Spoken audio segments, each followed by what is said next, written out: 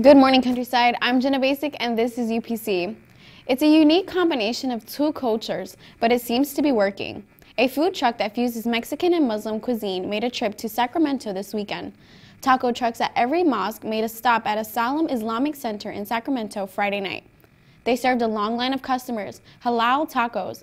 The idea started 3 years ago as an effort to combat anti-Muslim and anti-Latino campaign rhetoric from the candidate Donald Trump. The co-founders say it's an effort to encourage Muslims and Latinos to embrace their identities at a time when both sides feel like targets.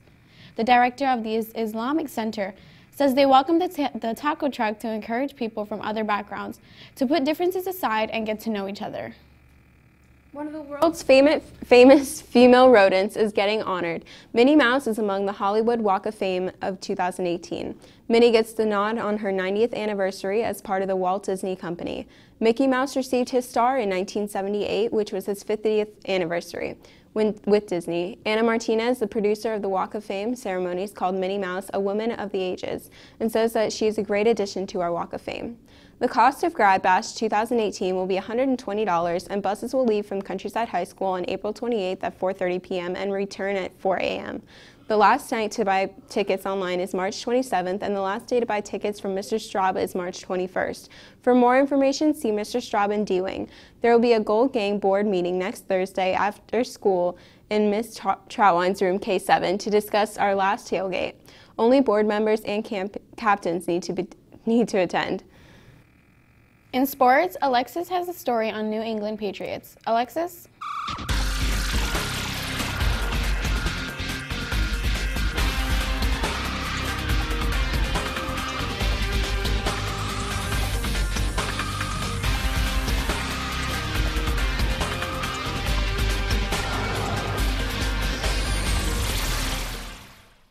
Thanks, Jenna. Last night at the AFC Championship, the New England Patriots emerged victorious over the Jacksonville Jaguars and are heading to the upcoming Super Bowl.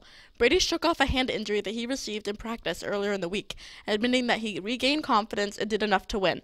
He threw a 4-yard touchdown pass to Danny with only 2 minutes and 48 seconds remaining, leading the Patriots to a 24-20 comeback victory. It's the 8th Super Bowl appearance for Brady and coach Bill Belichick, who have won 5 times. But let's not look down on their opponent. The Patriots will be playing the Philadelphia Eagles in the Super Bowl after their overwhelming win over the Minnesota Vikings 38-7. That's all I have in sports. Now back to the news desk. A donut shop in Wichita, Kansas is using the latest social media stunt, the Tide Pod Challenge, to promote their new donut. The challenge involves people, mostly teenagers, recording themselves for social media as they try to eat the laundry capsules. Hertz Donut has joined in on the viral craze by selling a version of the laundry capsule that's actually safe to eat. These guys are talking about the Tide Pod donut they're tasting for the first time. It was an option owners say they wanted to add for the day. Some even made the trip to the popular donut spot to take some home as a gift. But not all were amused by the imitation capsules. On a post by the donut shop announcing the Tide Pod donut, the person commented, "I'm sad people think this is so funny. So what if there is a size difference? This is bad. Children are going to see them and associate them with the Tide Pods." Another said, quote, "This is uncalled for." But Patterson assures people she is not encouraging people to eat the actual capsules. In response to the Tide Pod Challenge, Tide has said their laundry packs are, quote, "made to clean clothes. They should not be played with, whatever the circumstance, even if it's meant as a joke." As 1 year marks Trump's inauguration, women from around the Bay Area gather in downtown St. Petersburg to protest for women's rights. The 2017 Women's March was the largest protest in St. Petersburg history, and marches across the country created the largest single-day protest in the history of the United States. Organizers said that they were protesting gender violence, police brutality, LGBTQ discrimination, limits to birth control, and more. This year, the march, a little longer than half a mile, delivered protesters to William Park. They sat on the blankets or folding chairs, or even walked up to pop-up tents and pop-up tents, whether worn or carried. Any item presented to an opportunity to make a statement.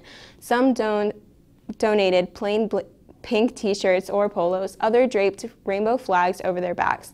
Slogans covered buttons and decorated baseball caps. Ribbons adorned ponytails and pets' tails alike. Girl Power was written in purple chalk on the sidewalk.